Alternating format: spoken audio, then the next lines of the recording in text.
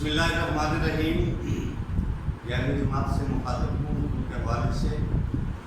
اس وقت آپ دیکھ رہے ہوں گے میرے دوسرے لیکچر میں کہ میں نے پہلے آپ کی آسانی کے لیے لکھ دیا ہے اصطلاحات نظم جو آپ کے سلیبس میں شامل ہے، جس میں 7 اصطلاحات ہوتی ہیں۔ اگر آپ میرے ساتھ ابھی اس وقت ساتھ میرے چلتے ہو، آپ آسانی سے اس کو یاد کر لیں تو آپ کے لیے بھی آسانی ہوگی اور مجھے سمجھانے میں بھی میرا خیال ہے۔ دیکھیے، مطلع، مقطع، قافیہ، ردیف، ان 4 اصطلاحات پر 5 نمبر کی مروزی ہوتی ہے MCQs کی صورت میں۔ مطلع، مقطع، قافیہ اور ردیف۔ اگلے جز میں کلمی استعارہ اور تشبیہ، کلمی استعارہ اور تشبیہ یہ آپ دیکھ رہے ہوں گے۔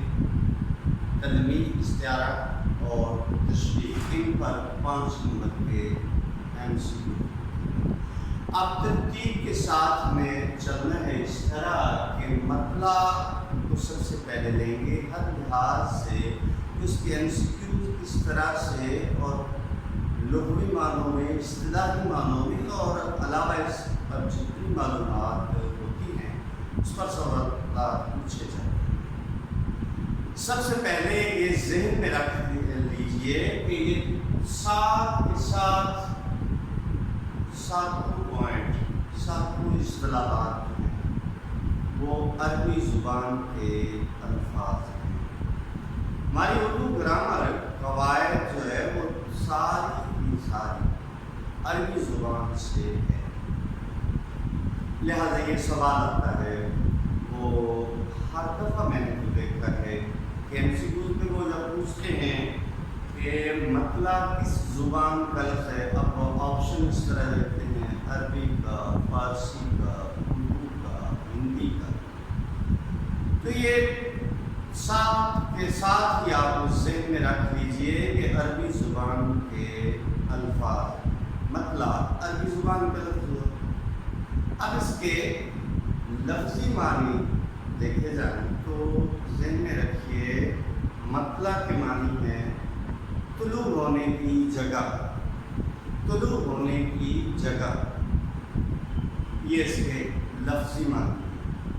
بلکہ میں یہ 7 کے معنی آپ کو پہلے ازبر کروا دوں۔ مطلع کے لفظی معنی ہے طلوع ہونے کی جگہ۔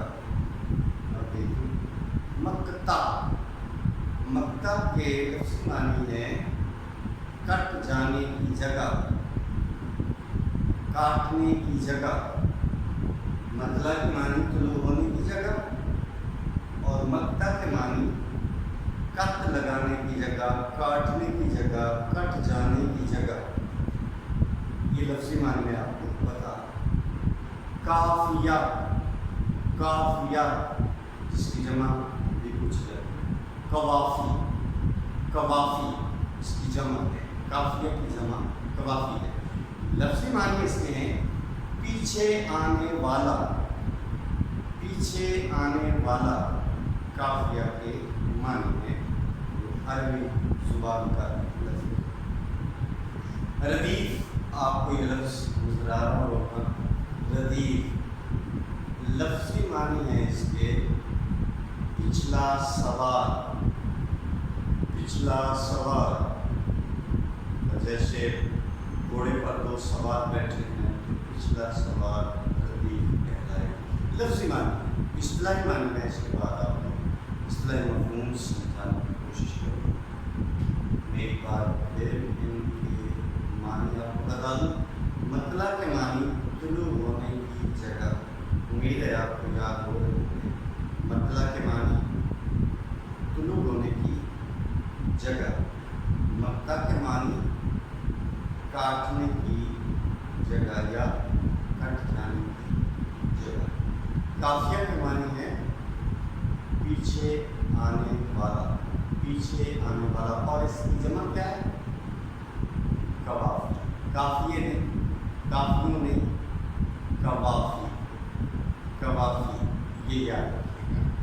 اور اس کے معنی ہے، لفظی معنی ہے پیچھے آنے والا، اور ردیف کے معنی ہے پچھلا سوار۔ اب اس طرح ساتھ آئیے، تلبیب اشارہ کرنا، لفظی معنی ہے اشارہ کرنا، عربی زبان کے تلبیب کے معنی ہے اشارہ کرنا، استعارہ، لفظ مستعار سے نکلا، مستعار ادھار لینا، استعارہ کا معنی ادھار لینے کے ہیں، اس کے معنی ہے ادھار لینا، ادھار لینا، استعارہ کرنا۔ تشبیہ، ساتواں تشبیہ، مانند قرار دینا، یہ اس کے لفظی معنی ہے، مانند قرار دینا۔ ایک بار پھر میں آپ کو دوہرا دوں، مطلب کے معنی طلوع ہونے کی جگہ، مقطع کے معنی کاٹنے کی جگہ، قافیہ کے معنی پیچھے آنے والا، ردیف کے معنی پچھلا سوار، تلبیب کے معنی اشارہ کرنا، استعارہ کے معنی پیچھے آنے والا، اور ردیف کے استعارہ کے معنی ادھار لینا، اور تشبیہ کے معنی مانند قرار دینا، کی طرح قرار دینا، جیسا قرار دینا، اس جیسا قرار دینا۔ اب نیچے میں نے لکھ چھوڑا استعارہ کے ارکان، اس طرح تشبیہ کے ارکان ہوتے ہیں، یہ آپ ذہن رکھیے۔ استعارہ کے ارکان کی تعداد 3 ہوتی ہے، تشبیہ کے ارکان کی تعداد 5، بنیادی طور پر یہ ذہن رکھیے، استعارہ کے ارکان کی تعداد 3 ہے۔ جتنی میں باتیں آپ کو سمجھا رہا ہوں، آپ سے کر رہا ہوں، یہ ذہن رکھیے ہر ایک جملے پر MCQ، اور مکمل میرے لیکچر انہی اصطلاحات کے گرد گھومنے والے نمبر ہیں۔ آپ دیکھیں کہ ارکان استعارہ کتنے ہیں؟ 3، اور ارکان تشبیہ 5۔ پہلے آپ یہ سمجھیے ارکان استعارہ 3 ہیں، نام ان کے اگر آپ یاد کر لیں اور دیکھ بھی لیں کہ کس طرح سے ان کے نام لکھے ہوئے ہیں ہر رکن کے۔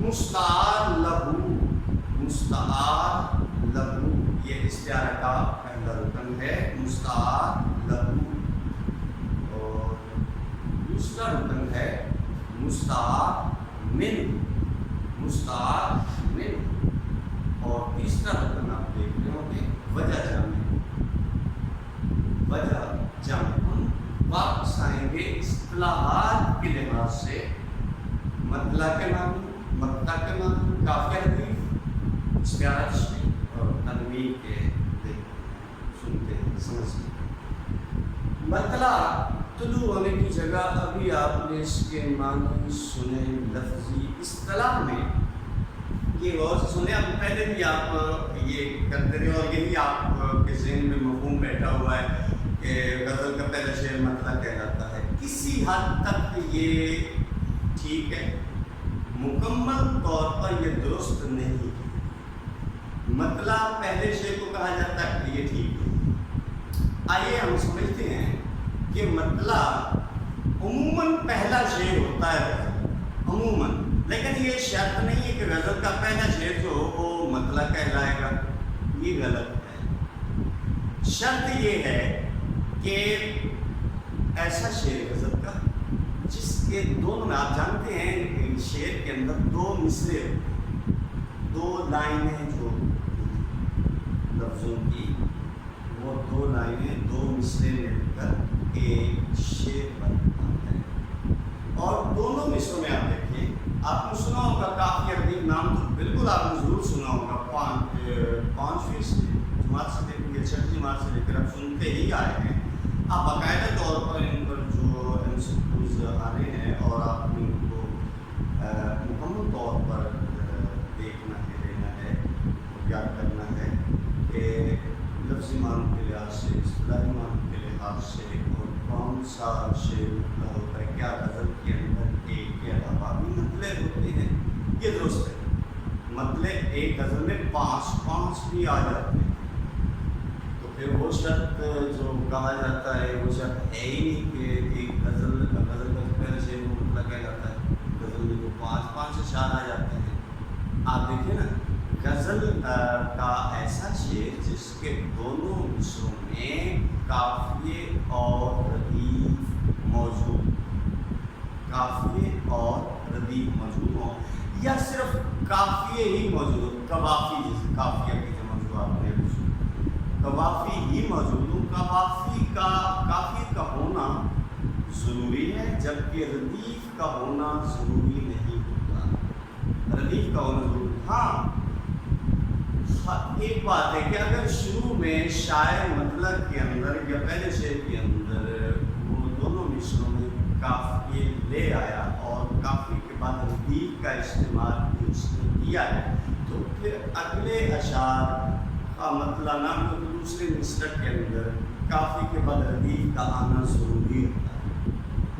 वरना शुरू में अगर वो काफ़ी का ही उसने इस्तेमाल किया है और रदीफ का इस्तेमाल उसने किया ही नहीं है, तो फिर रदीफ का इस्तेमाल ज़रूरी नहीं है। काफ़िए का होना ज़रूरी है, रदीफ का होना ज़रूरी नहीं। जिस तरह अल्लामा मोहम्मद रहमतुल्लाह अलैह का ये शेर, जब इश्क सिखाता है आदाब खुद आगाही,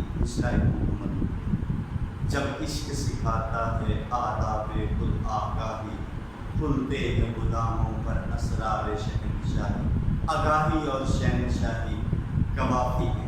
काफ़िया हम वज़न लफ्ज़ को कहते हैं, काफ़िया हम वज़न लफ्ज़ को, हम आवाज़ लफ्ज़ जैसे आन, बान, शान, तान, ये हम वज़न अल्फाज जैसे हैवान, हैरान, शैतान, ये हम वज़न या हम आवाज़ अल्फाज काफ़िया इस्तिलाह में कहा जाता है। ये मैं आपको वक्त से पहले इसलिए समझाना कि आपके लिए आसानी साथ साथ होती रहे कि गज़ल का ऐसा शेर जिसके दोनों मिसरों में काफ़िए और रदीफ या सिर्फ काफ़िए मौजूद हो, तो वो शेर क्या कहलाएगा, मतला, मतला कहलाएगा। और अगला शेर भी इसी तरह हो, वो भी मतलब कहला सकता है। लेकिन आपके सिलेबस में, आपके निसाब में सरमाया के अंदर कोई ऐसी गज़ल नहीं है कि जिस में 3-4 या 2 मतले हो, एक मतला है। और ये भी आपके लिए आसानी होगी कि पहला शेर मतला है और वो इसलिए कि उसके दोनों मिसरों में काफ़िए और रदीफ भी मौजूद है, काफ़िए मौजूद है, कवाफ़ी और रदीफ भी मौजूद है, इसलिए वो पहला शेर भी मतला कहलाएगा। लेकिन आप इसका सवाल, इस पर जो करेंगे, याद रखेंगे, इस पर जो बहस है उसे नशी कर लीजिए कि ये शर्त नहीं है कि गज़ल का पहला शेर मतला, बल्कि वो आम तौर पर, उम्मी तौर पर ऐसा होता है कि गज़ल के पहले शेर में वो शराइत मौजूद होती हैं कि दोनों मिसरों में कवाफ़ी मौजूद है, दोनों मिसरों, इसलिए उनको कह दिया जाता है मतलब। अब देखिए, हाँ थोड़ा ये भी सुन लीजिए, रदीफ लफ्ज़ी मानी आपने पहले सुने हैं पिछला सवाल, जबकि इस्तिलाह के अंदर बार बार आने वाला लफ्ज़ या अल्फाज, यानी एक के अलावा 2 या 3 या 4 तक अल्फाज होते हैं जो रदीफ की सूरत में काफ़िया के बाद रदीफ आती है। ज़हन में रख लीजिए, बहुत ज़रूरी पॉइंट है, रदीफ काफ़िया के बाद आती, पहले नहीं, काफ़िया पहले और रदीफ आखिर पर। जब आप देखिए आपकी सरमाया हो तो गज़ल पहले देखें, मीर तक की मीर के अंदर अगर आप वहाँ देखेंगे तो पहली गज़ल मीर तक की मीर की, जिस सर को गुरूर आज है यहाँ ताज भरी का, जिस सर को गुरूर आज है, अगर मेरे साथ लिख लें आप मेरे बोलने के साथ, या आप वहाँ देख लीजिएगा, जिस सर को गुरूर आज है यहाँ ताज भरी का, ताज भरी का, जिस सर को गुरूर आज है यहाँ ताजभरी का। दूसरा मिसरा है कल उस पे यही शोर है, फिर नौहागरी का।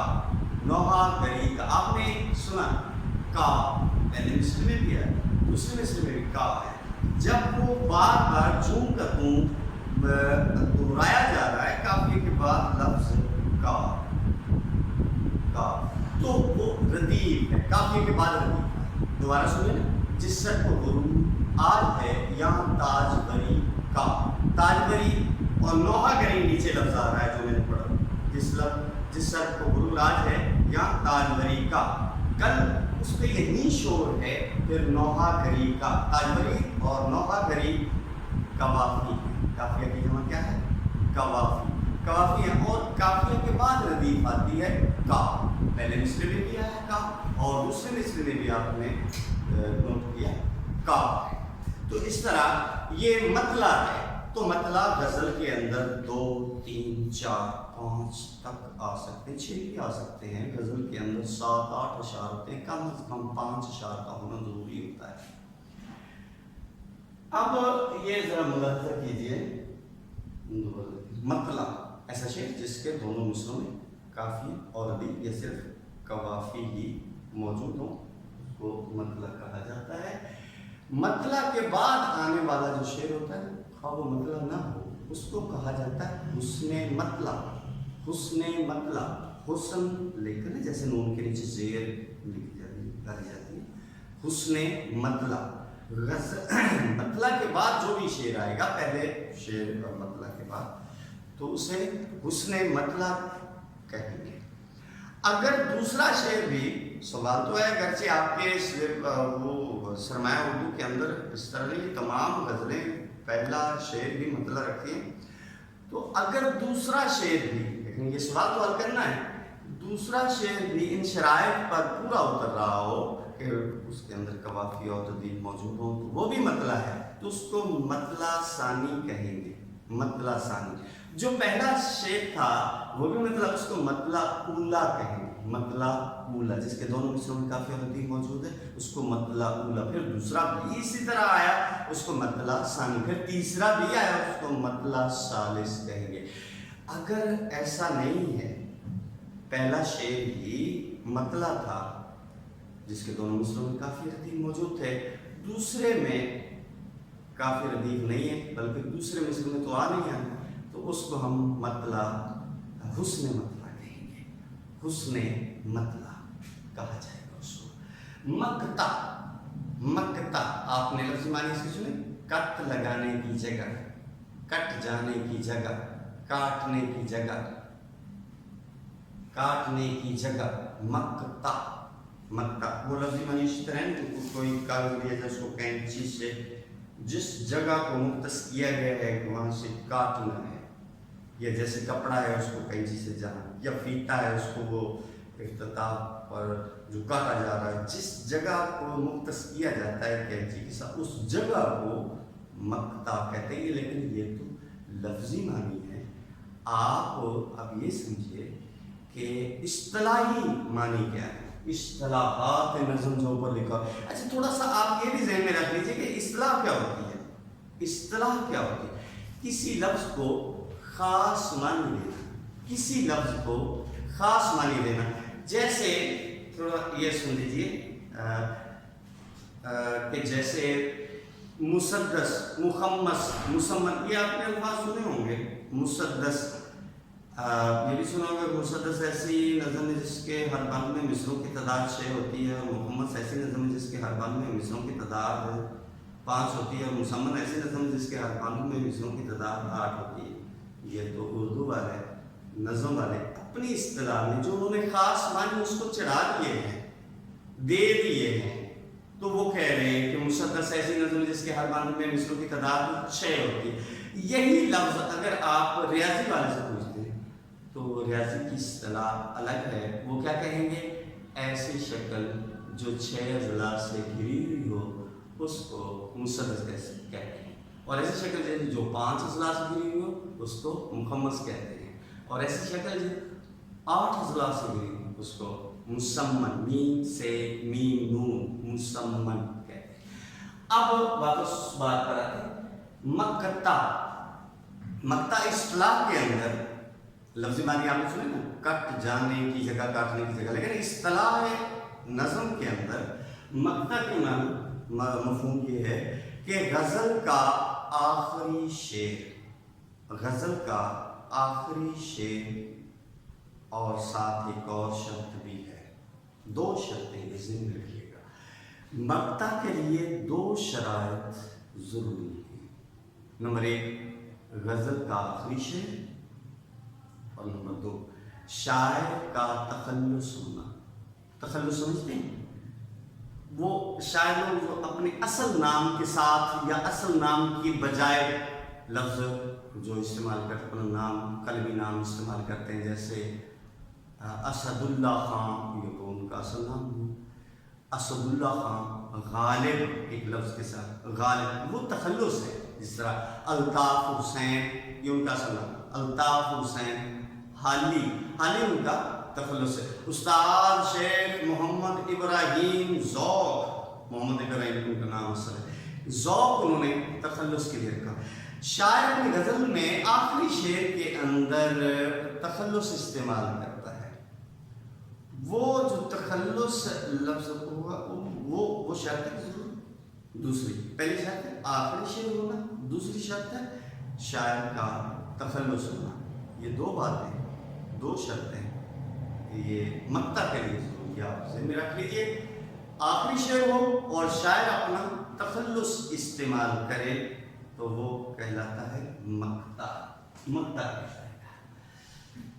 میرا خیال ہے اور مجھے امید بھی ہے کہ آپ اگر میرے ساتھ ساتھ چلے ہوں گے تو ان 4 پوائنٹس کی سمجھ آپ کو آ گئی ہوگی. لفظی معنوں کے ساتھ اور اصطلاحی معنوں کے ساتھ مطلب مکتا قافیہ ردیف کی. اگر آپ کہیں تو ایک بار پھر دوہرا دیں. مطلب اسی معنی طلوع ہونے کی جگہ ہے، اور لفظی اور اصطلاحی معنی اس کے لیے ہوں گے کہ غزل کا ایسا شعر جس کے دونوں مصروں میں قافیہ اور ردیف یا صرف قوافی ہی موجود ہوں، اور عموماً یہ غزل کا پہلا شعر ہوتا ہے تو وہ مطلع کہلاتا ہے. مکتا غزل کا آخری شعر، اور جس میں شاعر اپنا تخلص استعمال کرتا ہے، شاعر اپنا تخلص استعمال کرتا ہے. یہ 2 شرطیں ہوں تو وہ مکتا کہلاتا ہے. قافیہ ہم وزن، ہم آواز الفاظ کو کہتے ہیں، جیسے میں نے ابھی تھوڑی دیر پہلے جو اس کی مثال دی، حیوان، حیران، شیطان، یہ ہم وزن الفاظ ہوتے ہیں. یام، بان، شان، تان، یہ قوافی کہتے ہیں، اس کی جمع ہے قوافی. تو واحد قافیہ ہم وزن لفظ کو اصطلاح کے اندر، اصطلاح نظم کے اندر قافیہ کہتے ہیں. ردیف قافیے کے بعد آنے والا لفظ یا الفاظ جو بار بار بغیر تبدیلی کے جوں کے توں قافیے کے بعد آتے رہے. مطلب کہ دونوں مصروں میں آئیں گے قافیے کے بعد، ورنہ آگے جو مطلب نہیں ہے اس کے دوسرے مصرے میں قافیے کے بعد ردیف آئے. اب آج 4 پوائنٹ سے متعلق آپ نے سمجھا، اور مجھے بھی امید ہے کہ آپ کو بھرپور سمجھ آئی ہوگی. جو یہ 3 چیزیں، 3 اصطلاحیں، تلمیذ، تیار، تشبیہ، یہ اور ان کے ارکان پر کل بحث ہوگی. انشاءاللہ. السلام علیکم.